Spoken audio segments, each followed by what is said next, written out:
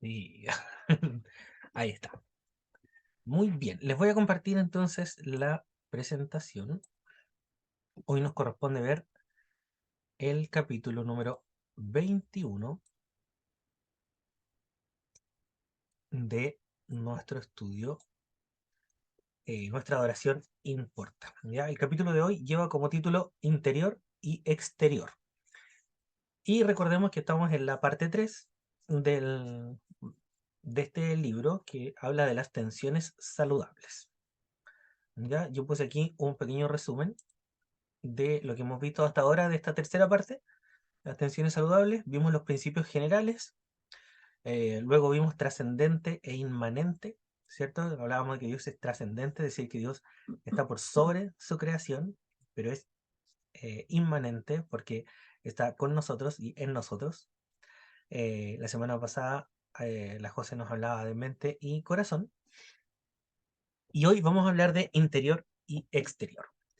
Y parte este capítulo planteando eh, esta frase. ¿Qué pensarían ustedes si dicen, por ejemplo, que Susana es una verdadera adoradora?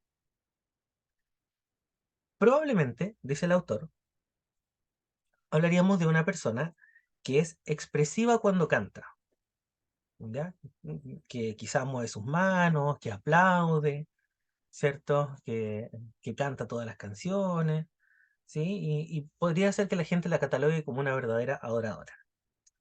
Ahora, esa expresividad, dice el autor, podría deberse a distintas razones.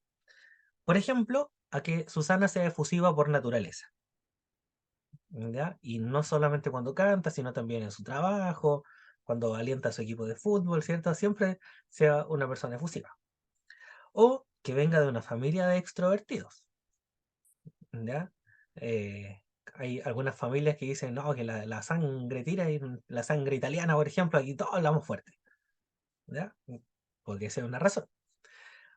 Quizá podría estar tratando de llamar la atención o de impresionar a otros con su aparente espiritualidad. O quizá está adorando a Dios bíblicamente.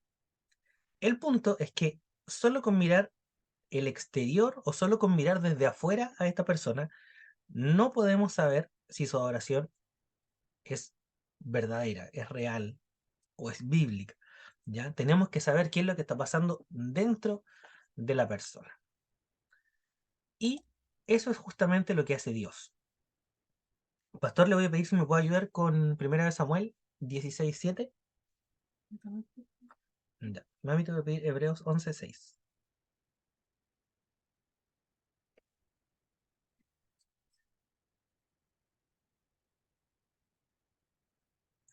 Leo Léalo nomás, pastor. dice, y Jehová respondió a Samuel, no mires a su perecer ni a lo grande de su estatura, porque yo lo desecho, porque Jehová no mira lo que mira el hombre, pues el hombre mira lo que está delante de sus ojos, pero Jehová mira el corazón. Amén. Gracias, pastor. O sea, nos señala ahí la escritura que Dios mira el corazón. Y de hecho reprende a Samuel por mirar lo exterior, ¿cierto? Y lo hace ser consciente de esto, de qué es lo que el Señor mira. Y además debemos entender que la adoración que complace a Dios implica la participación de nuestro corazón y de una fe activa.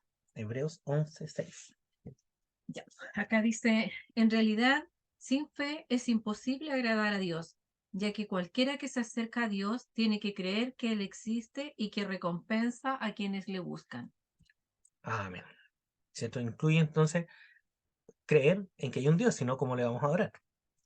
¿Ya? Y eso incluye, por supuesto, nuestro corazón y nuestra fe. Dice luego también que el estado de nuestro corazón es de fundamental importancia. Y allí vamos a ver en Proverbios 4:23. Yo lo tengo listo por si acaso. Ya, bacán. Dice, sobre toda cosa guardada, guarda tu corazón, porque de él mana la vida. Amén. Gracias, José. Eh, entonces, el estado de nuestro corazón es importante, ¿ya? Y cuando la escritura habla del corazón, en realidad habla de todo, habla de aquellas cosas que pensamos, de aquellas cosas que sentimos y de aquellas cosas que escogemos. ¿Ya? Por eso es que no es solo importante que la gente asista a la iglesia, sino que también que todos sus deseos, sus pensamientos y sus sentimientos estén enfocados en el Señor a la hora de que estamos reunidos. ¿Ya? Entonces, este capítulo nos lleva a entender de que lo que hacemos con nuestros cuerpos durante la adoración, o lo que hacemos en general con nuestros cuerpos, no es de poca importancia o relevancia. ¿Ya? No basta con decir, no, que yo adoro, yo adoro a mi Señor y el Señor lo sabe, ¿cierto? Y el autor pone el ejemplo de un esposo que le dice a su esposa, si mi esposa sabe que yo la amo, pero resulta que nunca le hace un regalo, nunca la mira, nunca le sonríe, nunca la abraza, ¿cierto? Eh, Probablemente va a dudar, ¿cierto? O cuando el papá dice, no, si mi hijo sabe que yo lo quiero. Eh, y también, pues nunca le da una muestra de cariño, quizá recibe violencia o algo así. ¿Ya? Entonces, nuestros actos físicos se tienen que condecir también con lo que está adentro de nuestro corazón. Y desde allí entonces el autor nos lleva a reflexionar a cómo guiar a la iglesia a tener una expresividad que honre a Dios. Y esto en base a hacerse preguntas como ¿cuánta expresión física es demasiada? ¿O cuánto podemos animar a la gente sin parecer porristas, por ejemplo? O parecer un grupo secular, ¿no es cierto? A ver, los de este lado, los de este otro lado, o una ola, no sé. Eh, ¿Qué hacemos con una iglesia, por ejemplo, que es más bien reservada o pasiva? ¿Ya? O cómo la expresión física le entrega gloria al Señor. ¿Ya? Y allí vamos a ver 4 principios. El primer principio es dirige la atención de las personas hacia Dios y el Evangelio. Eh, entonces el autor nos dice que nuestra meta es dirigir la mirada de la gente hacia la gloria de Dios en Cristo. No basta solo con decir, hermanos, cante con más ganas, o celebremos que el Señor está con nosotros. Un ¿Ya? aplauso. Claro, dé un aplauso, o ocupe sus manos, ocupe su voz, sino que la idea es motivar a la gente a expresarse, pero entendiendo, pero que tenga claro a quién está adorando. Si no logramos que la adoración se enfoque en una visión clara de la gloria de Dios, animarlos a expresarse podría quizás más entorpecer que ayudar a una verdadera adoración. Por otro lado, debemos entender que nuestros cuerpos naturalmente responden a lo que afecta a nuestras almas. Eh, Quizá ustedes han visto a, a niños muy chicos, por ejemplo, cuando están jugando a veces con sus papás y están, no sé, al borde de la cama. Y ellos van y se lanzan, ¿cierto? Porque saben que el papá los va a atrapar. Eh, o todos nosotros, o la mayoría de nosotros, cuando Chile hace un gol, nos paramos de la silla, ¿cierto? O gritamos porque hizo un gol, ¿cierto? Eh, Todos lloramos cuando se nos muere un ser querido. Y nos emocionamos cuando vemos que gente hace algún acto heroico, por ejemplo, ¿ya? Y dice el autor que nadie nos ha enseñado cómo sentir en estas situaciones o cómo reaccionar en este tipo de situaciones, ¿ya? Sino que nacen naturalmente de nuestro corazón y se refleja en nuestras acciones, ¿ya? Y de manera similar debe ser a la hora de adorar, ¿cierto? Y allí entonces nos dice que la expresividad que honra a Dios en la adoración congregacional comienza con ver claramente a quién adoramos. Si entendemos a quién adoramos, si conocemos a quién adoramos, vamos a poder responder con nuestro corazón, con nuestra mente, con nuestros sentimientos y también con nuestro cuerpo. Es entonces el punto número 1. Punto número 2. Enseñar acerca de la conveniencia y las limitaciones de las expresiones físicas.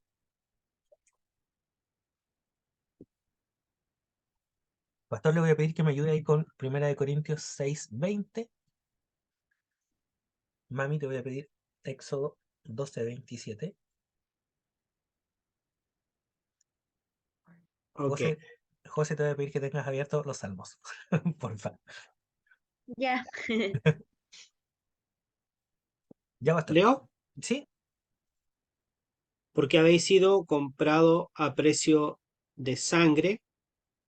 No, porque habéis sido comprado por precio. Glorificad pues a Dios en vuestro cuerpo y en vuestro espíritu, los cuales son de Dios. Amén. Lo que nos dice la palabra es que Dios creó nuestros cuerpos para glorificarlo a Él. ¿Ya?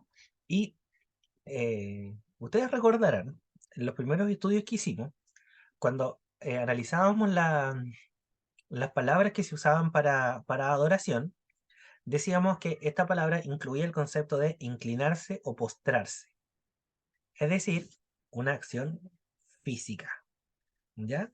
Entonces, cuando Dios nos llama a amarlo con todo nuestro corazón, con toda nuestra alma, con toda nuestra mente y con todas nuestras fuerzas, incluye también los cuerpos que Él nos ha dado, ¿ya?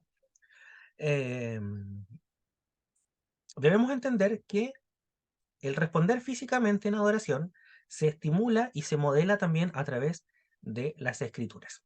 Y las escrituras nos muestran diversas acciones físicas que pueden glorificar a Dios.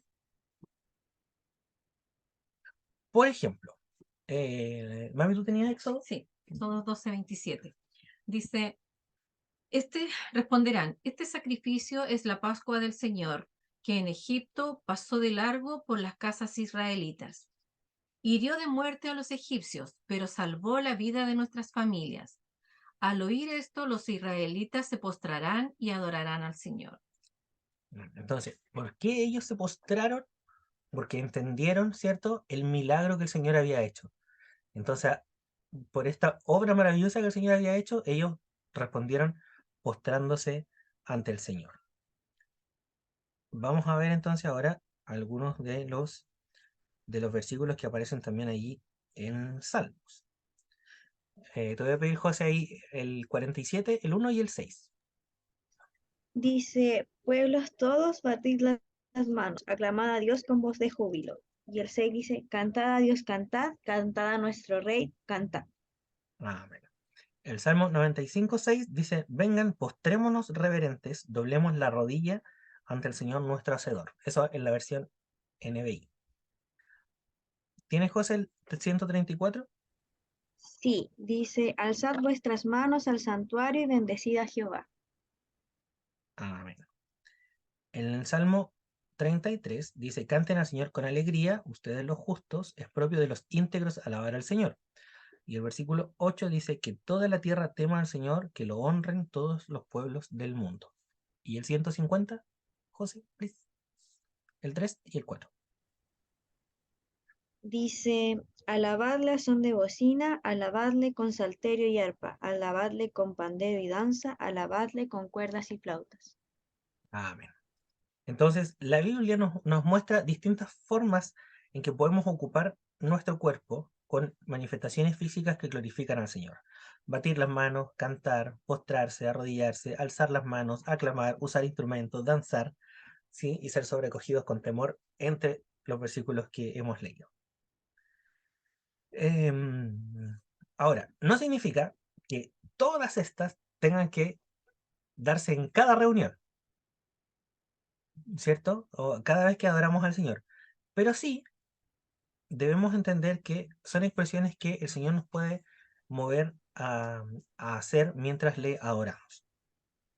Y tenemos que entender que tampoco son expresiones culturales.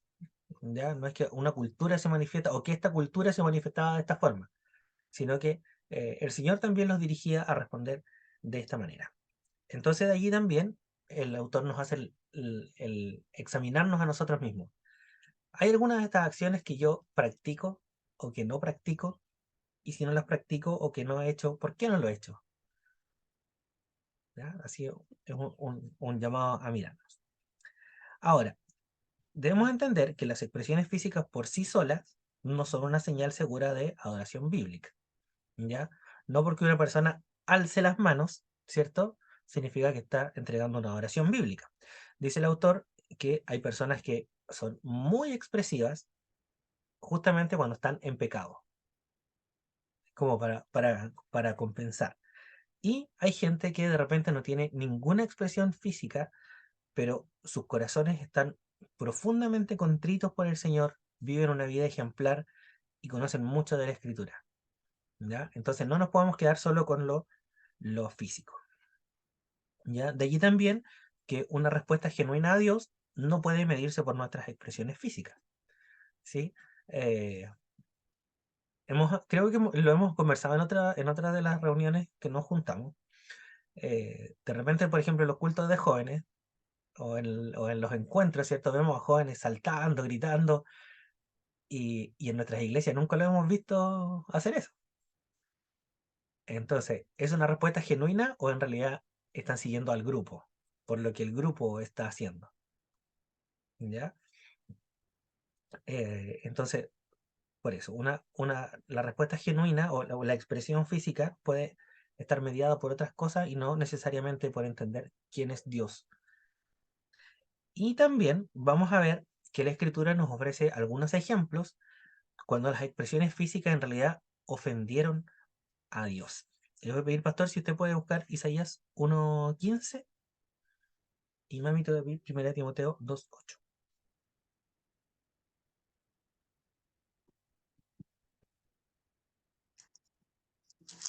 Isaías 1:15 dice, cuando extendáis vuestras manos, yo esconderé de vosotros mis ojos. Asimismo, cuando multipliquéis la oración, yo no oiré. Llenas están de sangre vuestras manos. Gracias, pastor.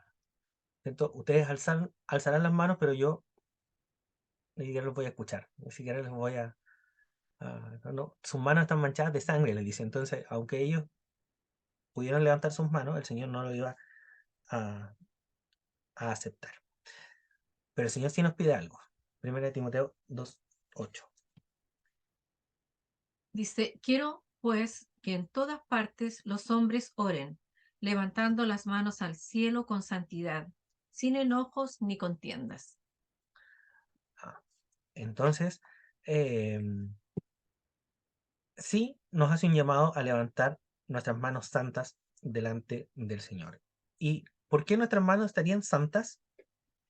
Por la obra de santificación que hizo Cristo en la cruz. ¿Ya? Y por lo tanto también nuestras manos deben estar consagradas para sus propósitos. Entonces, ¿qué sacamos de este segundo principio? Que las expresiones externas en adoración dicen mucho, pero no todo. Vamos entonces al tercer punto, que dice, aborda aquellos aspectos que obstaculizan las expresiones físicas en la adoración. A todos los que nos ha tocado dirigir la alabanza, de repente nos dan ganas de ir a mover a los hermanos, porque hay hermanos que no se les mueve un músculo, entonces como que a uno les da ganas de ir a moverlos. Pero, nos dice el autor, podrían haber muchas razones que nosotros líderes o los pastores podríamos abordar también con nuestros hermanos para que ellos entiendan por qué también es importante ocupar nuestros cuerpos para adorarle. Por ejemplo, podría ser que algunos hermanos limiten sus expresiones a Dios por temor a lo que otros puedan pensar. Y José, te voy a pedir si puedes leer Proverbios 29-25.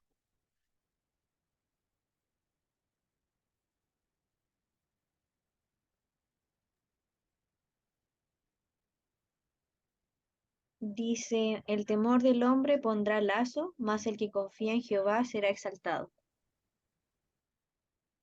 Amén. Este versículo nos habla de eh, el temor a otros hombres, ¿cierto? Eh, Les preocupa si es que sus acciones, ¿cierto? Se van a ver inmaduras, indignas, si me veré como un cristiano respetable, si es que levanto mis manos o me inclino, ¿ya? Pero nosotros debemos entender de que nuestra respuesta a Dios se basa en su dignidad y no en una imagen que proteger. Y en ese sentido, eh, pensemos por ejemplo en el rey David. Ahí tenemos un ejemplo, ¿cierto? Él iba danzando delante del Señor, le daba lo mismo lo que el resto dijera, que el resto se burlara de él porque él estaba adorando a su Señor. Y si queremos un ejemplo más profundo aún, eh, Jesús no escatimó el ser igual a Dios como cosa que aferrarse y decidió venir. Entonces, en realidad, si Jesús estuvo dispuesto a dejar sus privilegios de hijo del rey y de Dios por cumplir la voluntad del Padre, nuestra reputación, la verdad es que no tenemos una gran reputación que cuidar, menos dentro de la iglesia, donde se supone que todos hemos sido perdonados por el Señor, somos eh, pecadores arrepentidos, justificados, santificados, y por lo tanto nuestros cuerpos también, y con nuestros cuerpos también podemos adorar al Señor. Quizá, dice el autor, algunos cristianos tienen una visión limitada de lo que constituye una respuesta adecuada a Dios. Y podrían utilizar, por ejemplo, el pasaje de Hebreos 12:28 que dice, puesto que nosotros estamos recibiendo un reino inconmovible, seamos agradecidos. Inspirados por esta gratitud, adoremos a Dios como a Él le agrada, con temor reverente, ¿ya? O temor y reverencia.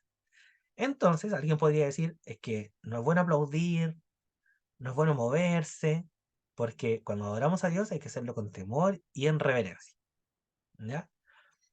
Entonces, nosotros debemos entender que nuestra respuesta a Dios, o nuestra adoración a Dios, claramente el temor y la reverencia son esenciales, pero es imposible que ignoremos toda la lista que vimos antes, ¿cierto?, de ejemplos y mandamientos donde la Escritura nos manda a tener demostraciones físicas, ¿ya?, de adoración al Señor.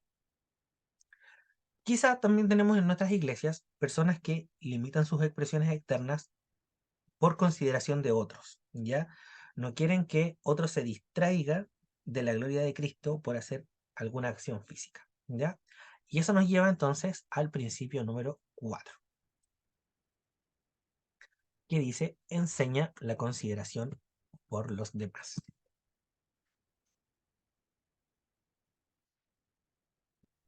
Entonces, ¿la expresión física es importante?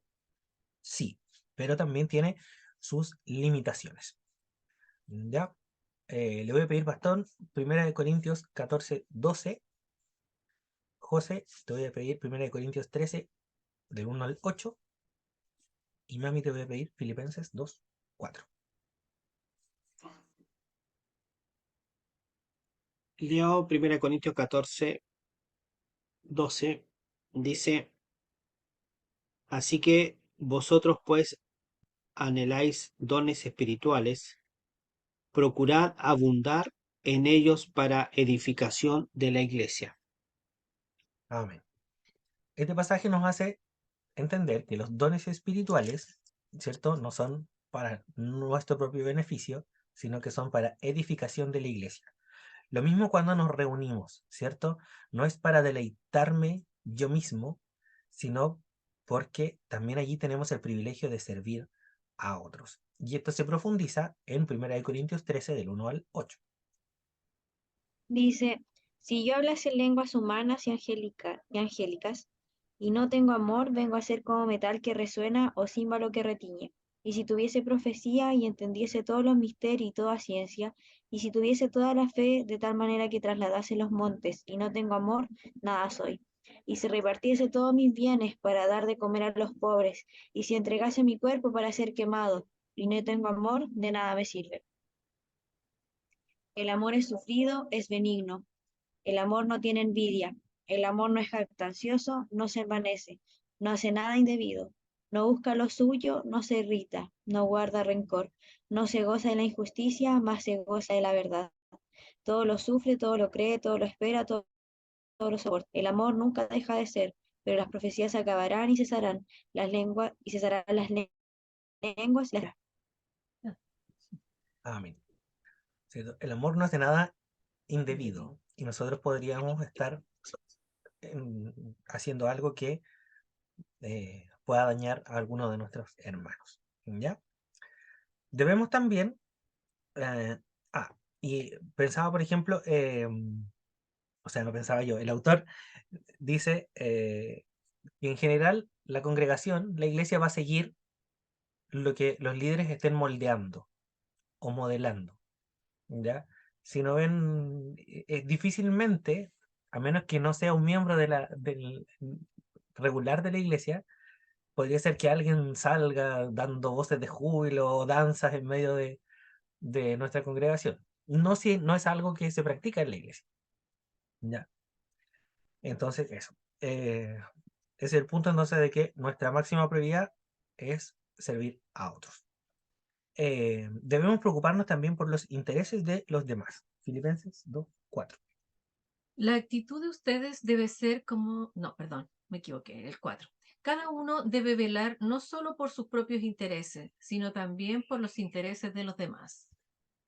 Amén. Ese versículo no necesita explicación, ¿cierto? De velar por los intereses de los demás, ¿ya? Y también es importante que los miembros más reservados aprendan, ¿cierto? Que los más expresivos no son hipócritas, ni están buscando llamar la atención, ni están tratando de hacerles algún daño a ellos, ¿ya? Sino que debemos aprender unos de otros, ¿ya? Y ahí hace entonces un llamado a la responsabilidad del pastor y de los líderes a poder hablar con los hermanos. Si es que hay alguno, por ejemplo, que sea demasiado excesivo en sus muestras, decirle, hermano, quizás esto está generando conflicto con otra persona, sería bueno que moderara, ¿cierto? Yo entiendo que te ama el Señor, que desea expresarlo de todas maneras, pero busquemos el equilibrio también en esto, ¿ya? Y también señala a los hermanos, ¿cierto?, que son más pasivos, de que lo que el otro hace no es para llamar la atención, ¿cierto?, sino que también es una forma de honrar al Señor, ¿ya? Y allí nos vuelve a recalcar esta idea de que las personas en la iglesia aprenden de lo que nosotros moldeamos, ¿ya?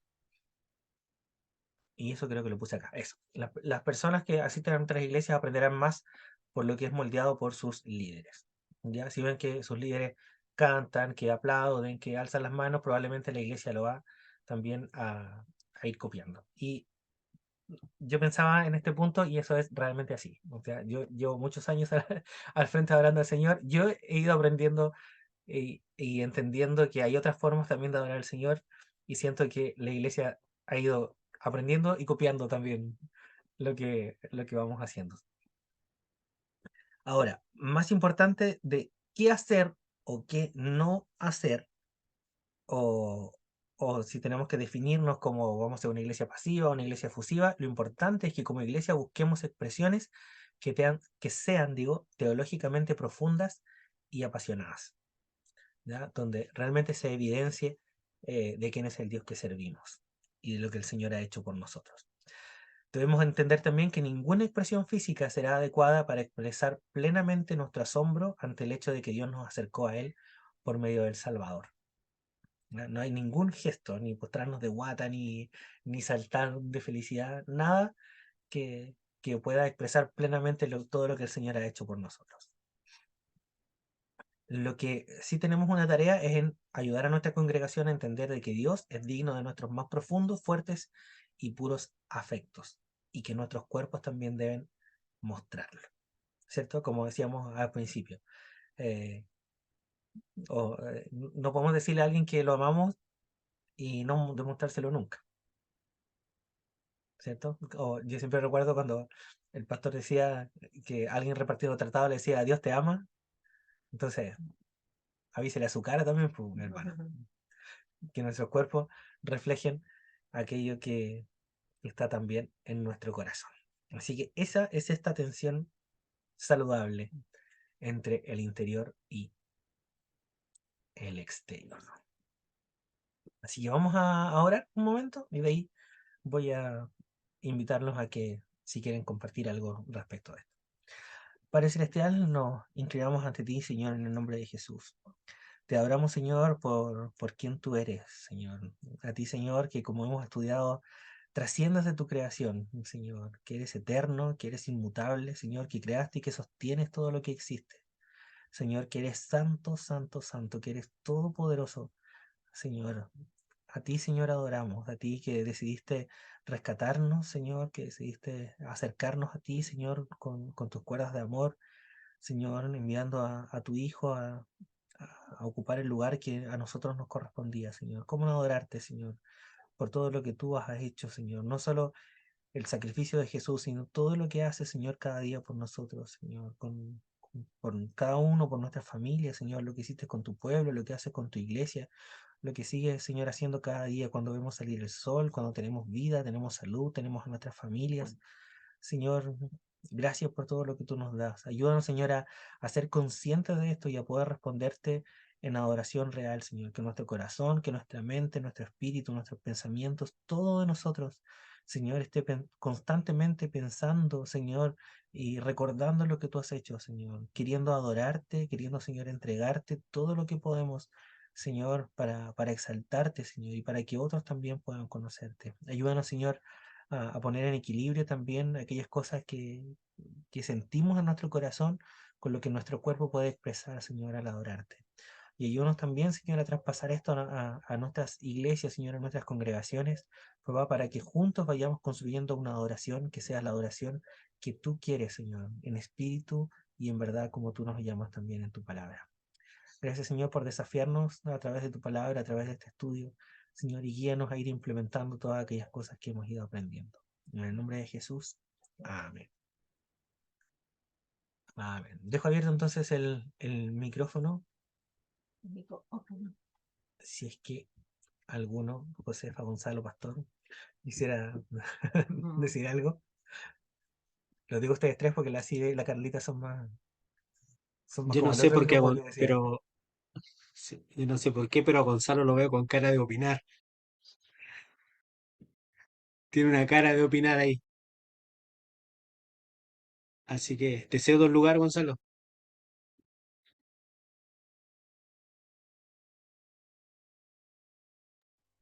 No, hoy le dije a Esteban que iba a estar de oyente. No, pero todo bien, comparto todo lo que dice Esteban, fue nada que agregar por esta vez.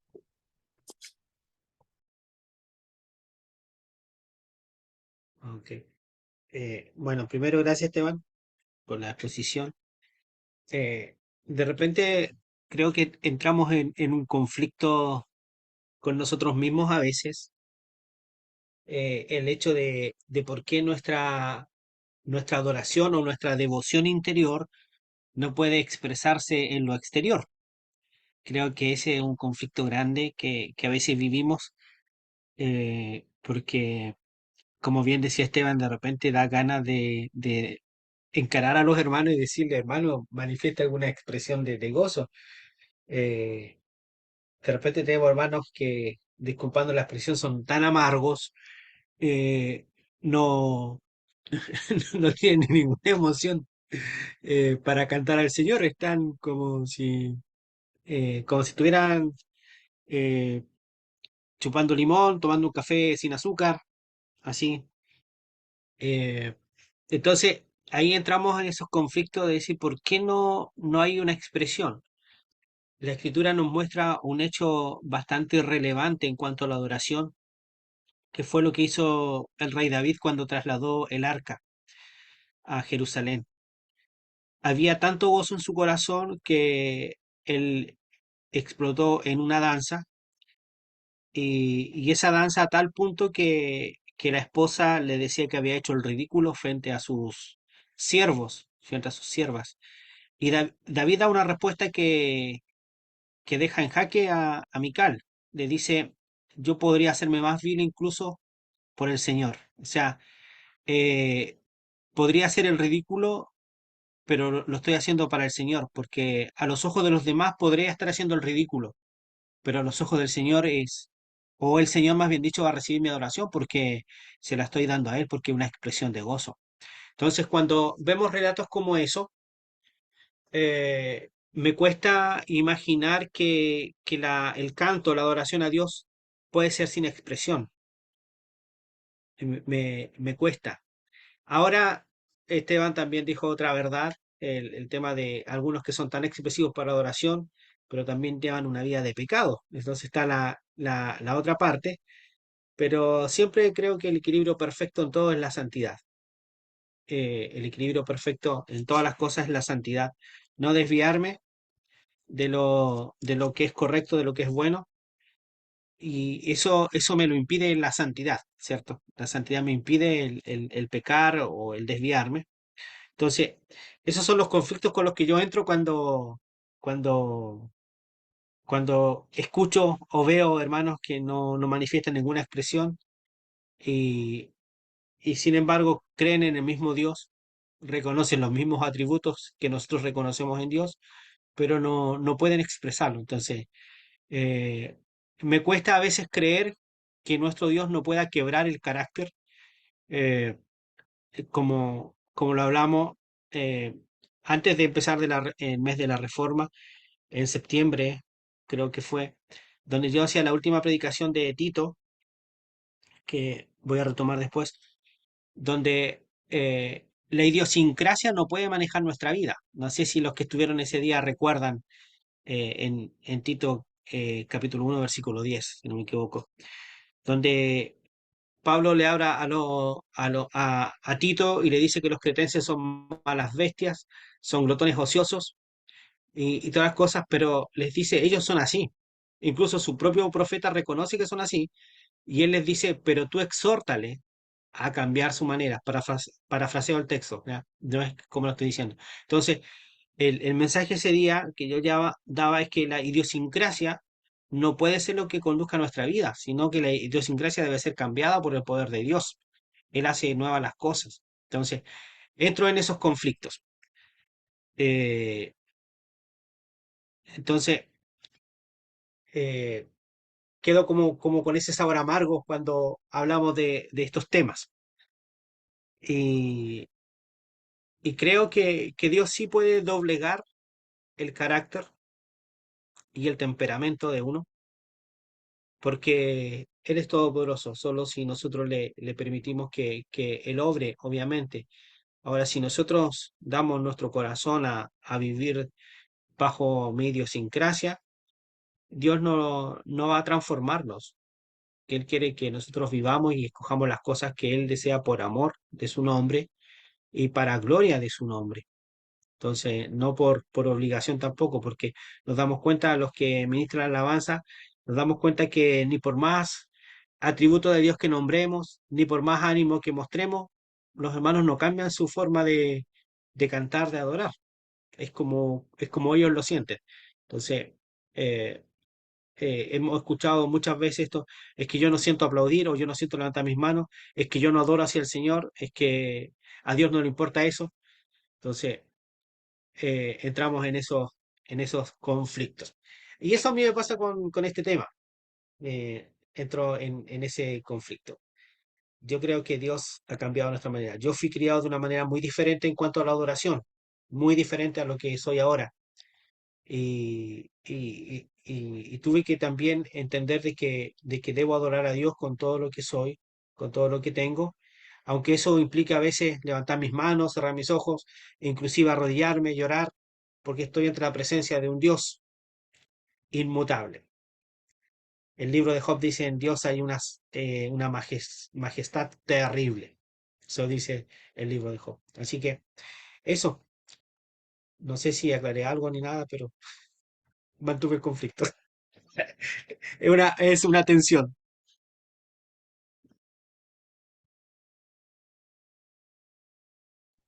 Mi mami también. Lo voy a ceder para que se vea. Hola.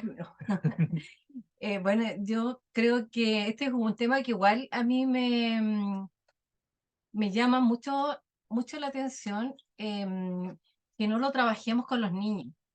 ¿Ya? Yo siento que tal vez mucha expresividad de los cánticos o de la adoración, de cómo uno puede expresar la adoración, uno lo aprendió, por ejemplo, en la escuela dominical. Yo de niña me acuerdo que todos los cánticos eran con acciones. Y de repente, no sé, estábamos media hora haciendo acciones y llegaba un momento, ¿cierto?, en que estábamos tan cansados de tanto cantar que al final íbamos y nos sentábamos y podíamos escuchar la palabra tranquilamente. Eso hoy día no lo vemos en la iglesia.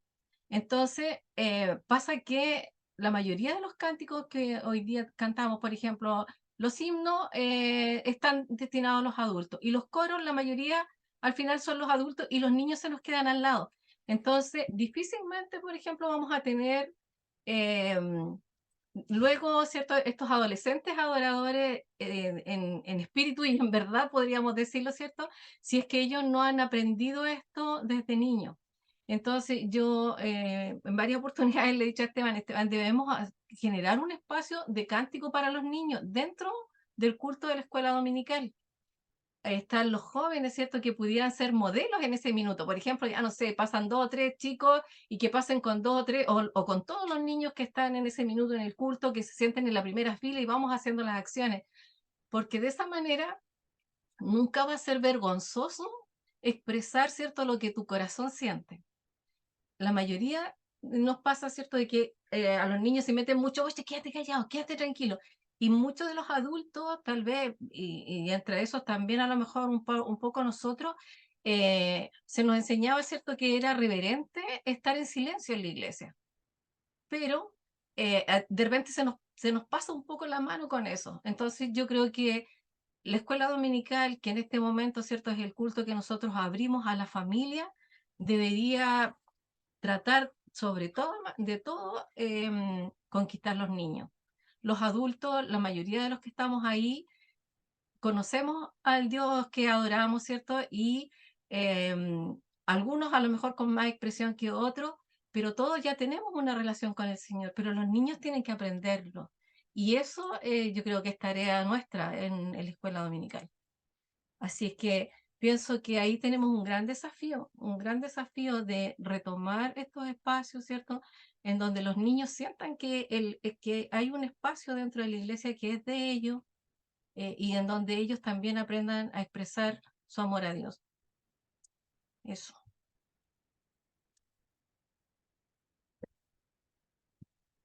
A ver, mira. Bien. Cerramos entonces el espacio de comentarios. ¿Sí? Sí, Pastor, le voy a devolver a usted para que iniciemos el cierre y voy a dejar de grabar.